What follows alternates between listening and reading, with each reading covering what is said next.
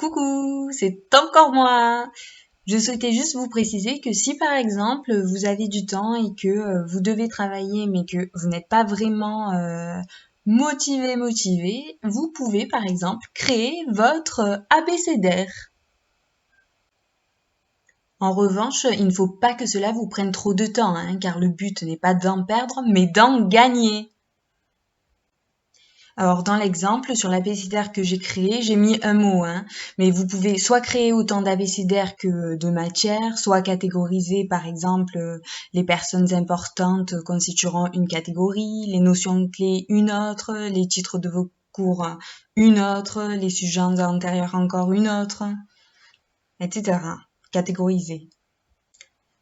Je pense que c'est tout de même préférable d'apprendre les définitions importantes et ensuite de les noter. Après, je dis ça, mais cela dépend de la méthode que vous choisissez, hein, et qui est la plus rapide pour vous.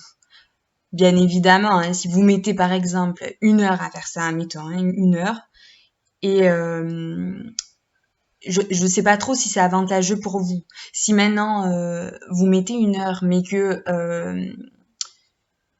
vous avez pas trop l'habitude, comment expliquer?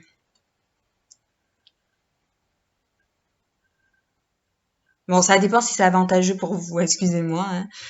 Si c'est avantageux pour vous, vous pouvez le faire, si ça vous plaît de créer votre abécédaire et si ce n'est pas le cas, vous pouvez toujours trouver une autre méthode. Je vous fais confiance pour votre créativité.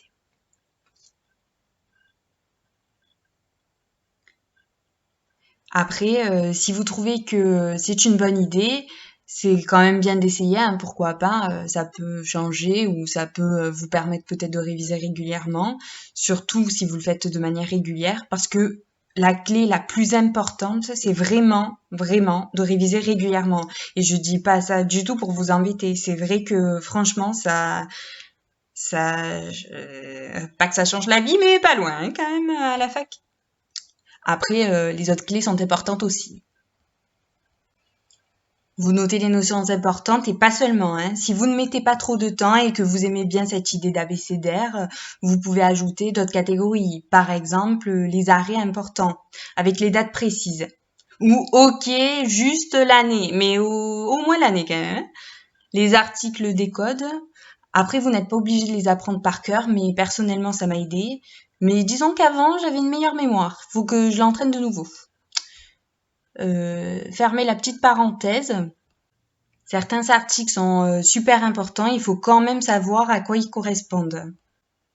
Juste une petite parenthèse, c'est bien si quelquefois vous pensez à feuilleter des lexiques sur Internet parce que je considère que les auteurs font un travail absolument remarquable et ce dans tous les domaines. D'ailleurs, pour créer cet abécédaire, je me suis inspirée.